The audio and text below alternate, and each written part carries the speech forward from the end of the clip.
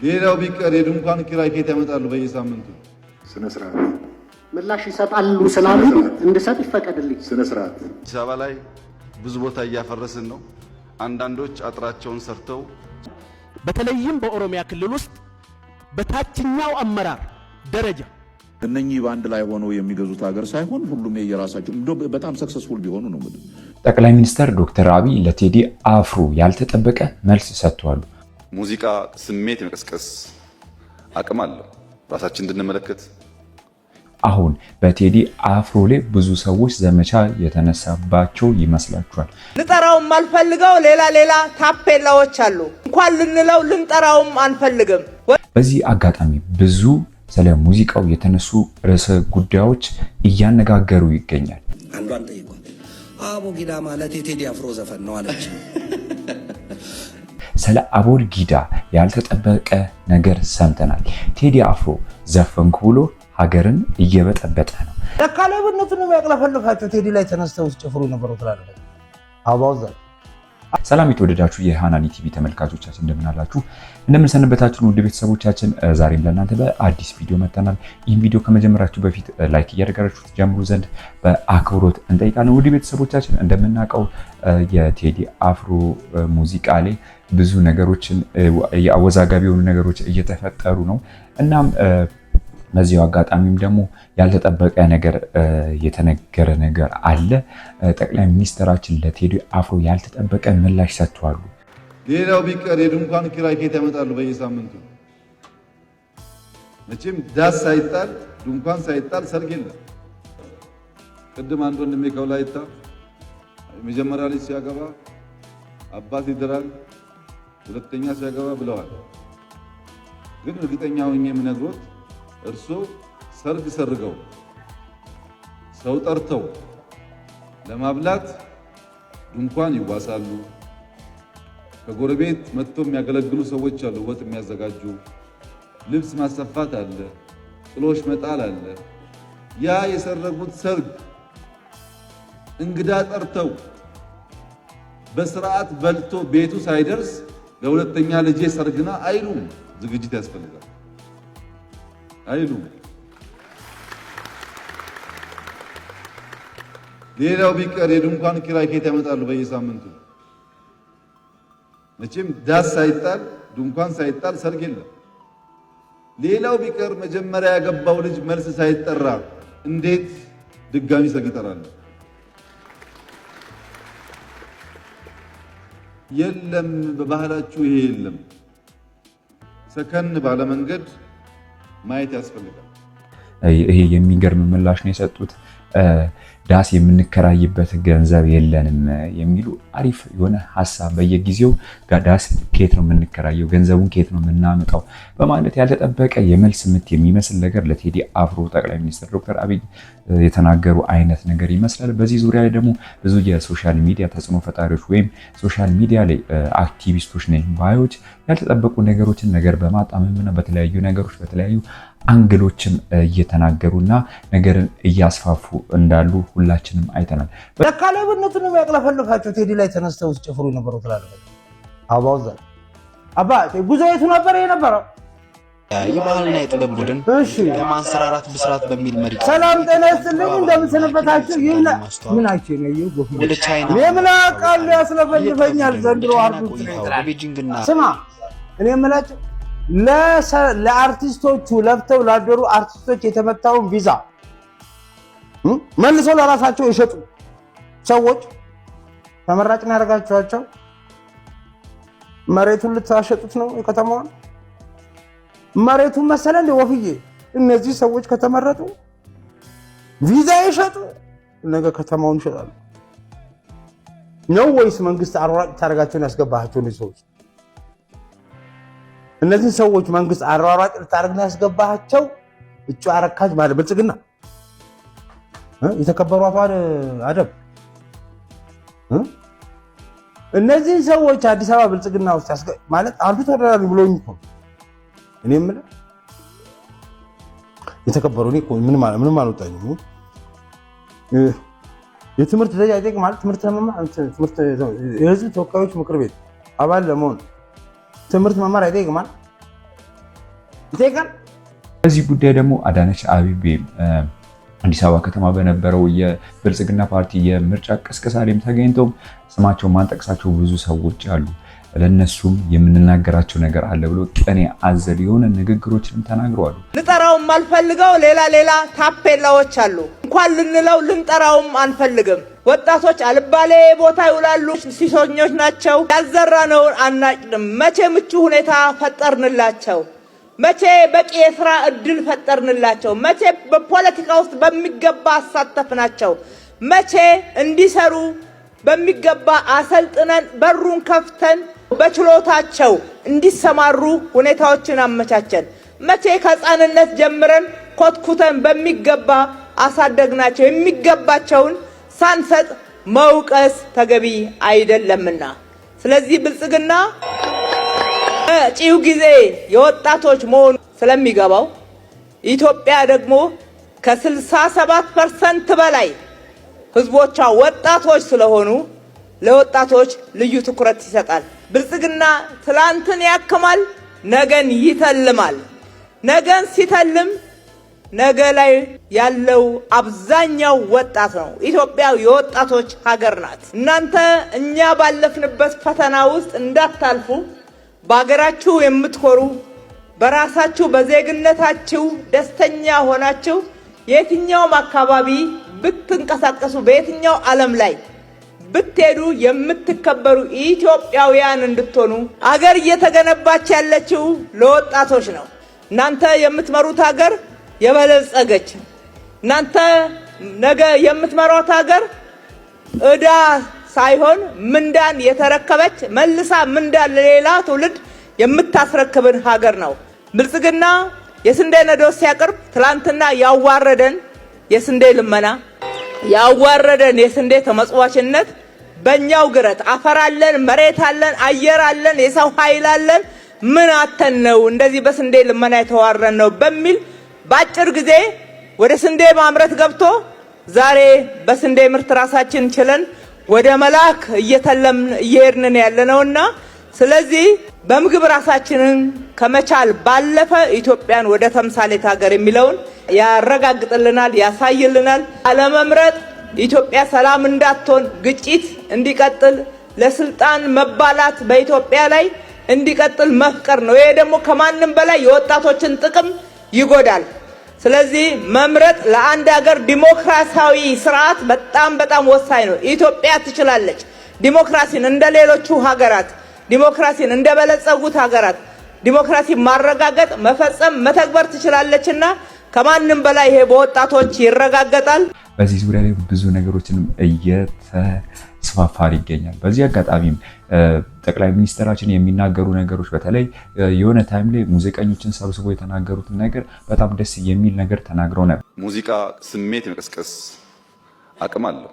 ራሳችን እንድንመለከት፣ ያለፈው እንድናይ፣ መጻኢ ተስፋችንን እንድንሰንቅ የሚያስተምር ነገርም አለው። ዳንስ ብቻ አይደለም ሙዚቃ። በጣም ምርጥ አርቲስቶች ሳይቸግራቸው ነገር የሚያጫጩሁ እንዳሉ እናውቃለን። ስለማናውቅ አይደለም። ድሮ እንደሚደረገው መዝጋት ስለማንችልም አይደለም። ግን አርት ነው። አርቲስትና አክቲቪስት ልክ እንደ ድመትና እንደ አንበሳ ናቸው። ድመትና አንበሳ አንድ አይደሉም። በአማርኛ ዘይቤያዊ አነጋገር ግን ድመት እንደ አንበሳ ልትባል ትችላለች። እንደ ካለ ዘይቤ ነው። እንደ አንበሳ መሆን ያማራት ድመት ግን አይጥ የማደን አምሮቷን አሽቀንጥራ መጣል አለባት። እንደ አንበሳ መሆን እያማራት አይጥ እያደነች አይሆንም። አንበሳ አይጥ አያደንም። አርቲስት ቋንቋ አለው የሚኮረኩር፣ ካስፈለገ የሚያስቅ፣ ካስፈለገ የሚያስለቅስ።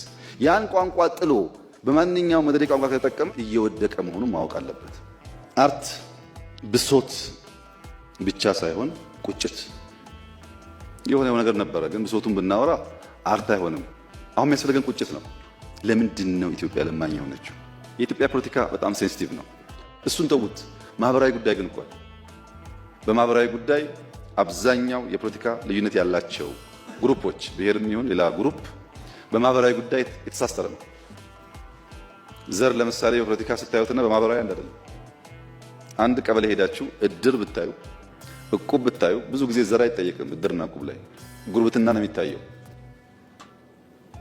እና ፖለቲካው ሴንሲቲቭን ትተን ማህበራዊ ጉዳዮች ላይ ለምሳሌ ጥላሁን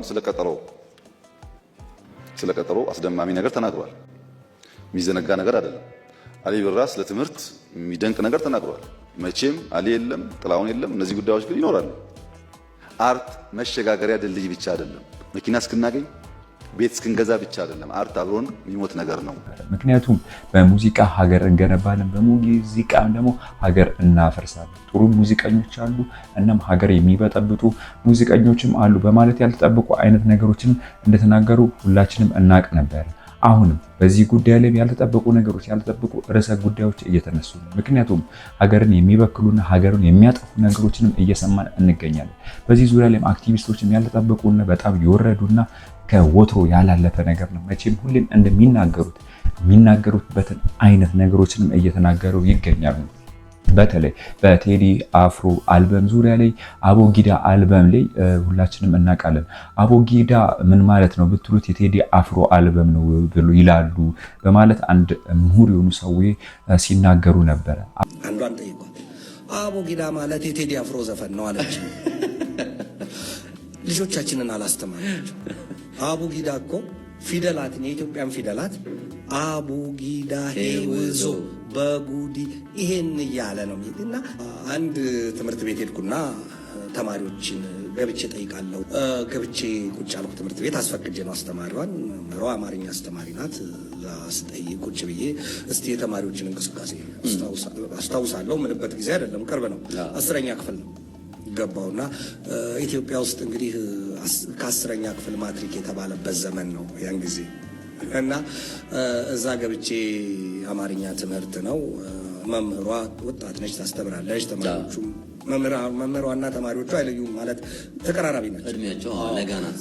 በኋላ እንደው መጨረሻ መሀላችን ያለው ጋዜጠኛ ነውና እስቲ አስተያየት ይስጠን ብላ መምህሯ ጋበዘችኝ። እሺ ያው መቼም የልክህን ያህል አይደለም የምጠይቀው፣ በጣም አመሰግናለሁ ብዬ ልጠይቅ ወጣሁና ተማሪዎች በጣም አመሰግናለሁ፣ እግዚአብሔር ለልክ ያብቃችሁ፣ ለሀገራችሁና ለሕዝባችሁም ትደርሱ ያደርጋችሁ ብዬ ይሄን ጀመርኩና እረ ለመሆኑ ከእናንተ ውስጥ አቡጊዳ የተማረ ማን ነው አልኩ። አቡጊዳ የሚያክል ስል በሙሉ ላይ መጡ እጃቸውን አውጥተው። በኋላ እስቲ ቆይ ስርዓት ይዛችሁ ቁጭ በሉ አለቻቸው። ቁጭ በሉና እጅ በማውጣት አንዷን ጠይቋት፣ አቡጊዳ ማለት የቴዲ አፍሮ ዘፈን ነው አለች። ልጆቻችንን አላስተማራቸው። አቡጊዳ እኮ ፊደላትን የኢትዮጵያን ፊደላት አቡጊዳ ሄውዞ በጉዲ ይሄን እያለ ነው እና የትምህርቱ የፊደላት የማስተማር ዘዴያችን በሁሉም አቅጣጫ እንዲሆን ነው። ሀግዕዝ፣ ሁካብ፣ ሂሳልስ፣ ሐራብ፣ ሄካምስ፣ ህሳድስ፣ ሆሰብ እየተባል ተምረናል። በግዕዙም ሳይቀር ሀ አንደኛ፣ ሀግዕዝ ግዕዝ አንደኛ። ስለዚህ ወደ ግዕዙ አልግባ ግን እንደዚህ ሁሉ ተብለን በየዘርፉ ትምህርቱ እንዲገባን በብዙ መልክ ነው የተማረው።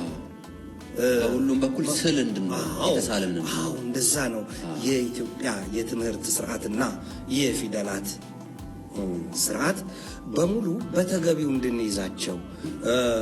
አንዳንድ ጊዜ ብዙ ነገር ይገጥመኛል። እኔ ስጽፍ ለምሳሌ አባይን ጻፍ ብትለኝ በአይኑ ስለዚህ ለምንድን ነው ንጉሱ ሰ የተፈለገው የሚል ሰው ታገኛለህ። ንጉሱ ሰ ለአፄ ኃይለ ሥላሴ ወይም ለጃንሆይ ስም መጻፊያ አይደለም፣ ለአንድ ሰው አይደለም። አንድ ሰው አይደለም።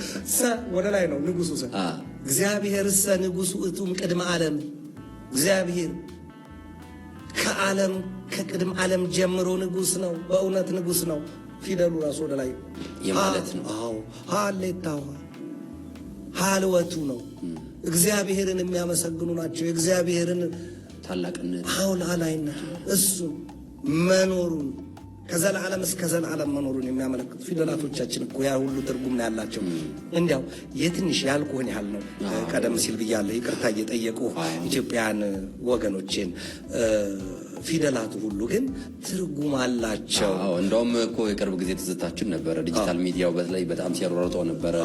አንድ የሀገራችን ታላቅ ሰው ስም አልጠቅስም፣ እነዚህ ሁሉ ተደራራቢ ፊደላት ሆሄያት ምን ያደርጋሉ የሚልና እንግዲህ እሱ ሌላ አጀንዳ ነው። ስለዚህ አንተ ትዕግስቱ በቀለ ከአቦጊዳም ቆርሶ ተቋድሶ ያደገ ልጅ ነው ማለት ነው። ወዴት ልመጣ መሰለህ ሶዶ? አንዳንዴ ስሜን ስጠራ ብዙ ጊዜ ብየዋለሁ፣ ትዕግስቱ በቀለ ነኝ፣ ቄንጥ አይደለም። ወይም ደግሞ አድማጭን ለመያዝ ለምንድን ነው እንደዛ የምትለው ብዬ ልጠይቅ ነበር። ትዕግስቱ እኔ አሁን ጋዜጠኛ ነኝ በል ብትለኝ ቀልድ ቀለድኩኝ ወይም ሌላ ቀልድ ፈልጋለሁ ነው የምለው። ሶዶ ለማለኝ ሌላ አልችልም። ያንተ ብቻ ነው ያትችልም። ለምንድን ነው እሺ የምትለው አንተ? በኢትዮጵያ የፊደል ስርዓት 6ኛው ፊደል ሳድስ ነው። ት ግ ስ ሶስቱም ሳድስ ናቸው። ሃሁ ሄ ሃ ሄ አንድ ወቅት ላይ ሃሁ ሄ ሃ ሄ ሆ ብቻ ሆኖ ነበር። 6ኛ ፊደሎች በሙሉ ቀርተውም ነበር። በእውነት እነዛ የተቀነሱበት ጊዜ ነበር። ሳድሶቹ ወደ እውነታው ነገር ስመጣ ሳድሶቹ ይደክማል አይደለም? ልክ ነው። በገጠም እንኳን አይመረጥም። አዎ ደከም ያለ ድምጽ ነው ያለው። አዎ ድ ነው ያለው የሚሄዱት። ስለዚህ አናባቢ መኖር አለበት። ያም አናባቢ ሆኖ የሚመጣውም ስታስበው 6ኛ ፊደል ነው ሆኖ የመጣው። ግዴታ ግን መወርወር አለበት፣ መቆም አለበት። ትዕግስቱ በቀለ በድምጸት ተወጥሮ መውጣት አለበት። ኢትዮጵያውያን ወገኖቼን ይሄንን አቦጊዳ ማለት የአማርኛ ቋንቋ እንጂ የቴዲ አፍሮ ዘፈን አይደለም በማለት ያልተጠበቀ አይነት ቆንጆ ምልከታቸውን በዚህ ቆይታ ላይ አድርጓል። እናንተስ በዚህ ዙሪያ ላይ እሳቸው በተናገሩት ንግግሮች ላይ ምን አይነት ሐሳብና ምን አይነት ምልከታ ነው ያላችሁ? በቴዲ አፍሮ ሙዚቃዎች ተዝናንታችኋል ወይም አዝናችኋል ወይም ቅኔ እየዘረፋችሁ እናንተ ወይም ሀገር የሚበጠብጥ ነገሮችንም እያያችሁ? አዲስ አበባ ላይ ብዙ ቦታ እያፈረስን ነው። አንዳንዶች አጥራቸውን ሰርተው 3 ወር 4 ወር ሳይሞሉ ደግመን አፍርሱ እያልን ነው። አዲስ አበባ ላይ እያፈረስን ነው፣ አፍርሱ እያልን ነው የሚለው ገለጻ እውነት ነው። ኦህዴዶች በሽመልስ አብዲሳ በኩል ገና በጠዋቱ የተናገሩት አዲስ አበባን ለነዋሪዎቿ የማትመች ከተማ ማድረግ የሚል ነበርና በሚገባ ፈራርሳለች። ማህበራዊ ግንኙነት ፈርሷል፣ ጉርብትና ፈርሷል፣ ድህነት ሳይሆን ድሃ ተነቅሏል፣ ታሪክ ወድሟል የሚሉትን ነገሮች እንተዋቸው። የኦህዴድ ብልጽግናዎች አብዝተው ደግሞም ደጋግመው የአዲስ አበባን ሕዝብ ሲዘልፉት ሽንት ቤት አጠቃቀም ያስተማርነው እኛ ነን እያሉም ጭምር ነው። ይህንን አዳነች አቤቤም አብይ አህመድም ቀብረር ብለው ይናገሩታል። የአዲስ አበባን ሰው ከበሻሻ መተን ሥራ ብናሳየው አይገባውም ያሉት 7ኛ ንጉሥ የመሆን የጥንቆላ ህልም አለኝ የሚሉት ጠቅላይ ሚኒስትሩ ናቸው። አዳነች አቤቤ የሴተኛ አዳሪዎች ከተማ ነበር ነፃ ወጣ ነው ሲሉ አዲስ አበቤ እናቱን ጠርቶ አባቱን አይደግምም ያሉትን የሌላኛውን የኦህዴድ ሰው የአንጋሳ ኢብራሂምን ሐሳብ ለማጠናከር ነው። በዚህ ዙሪያ ሁላችሁም ግር የሚሉ ሐሳቦች ይነሳሉ ብዬ አስባለሁ። ምክንያቱም ይህ ሙዚቃ ከተለቀቀ አሁን 1 ወር በላይ ሆኖታል። በዚህ 1 ወር ውስጥ ብዙ ነገሮችን እየተፈጠረበት ነው። ብዙ ነገሮችንም ሀገርን እያመሰ ለፖለቲከኞች ደግሞ ግብአት እየሆነ የመጣ ሙዚቃ ነው ብዬ አምናለሁ። ወደ ቤተሰቦቻችን ለእናንተም አዲስ ነገር ሲኖር ቶሎ አድርሰላችሁ ይሆናል። ይህ ቻናል ለብዙዎች እንዲደርስ ላይክ፣ ሼር፣ ሰብስክራይብ በማድረግ አገራችሁን ይግለጹ። ሁሌም እንደምንላችሁ ኢትዮጵያን ሰላም ያደርግልን። እናመሰግናለን።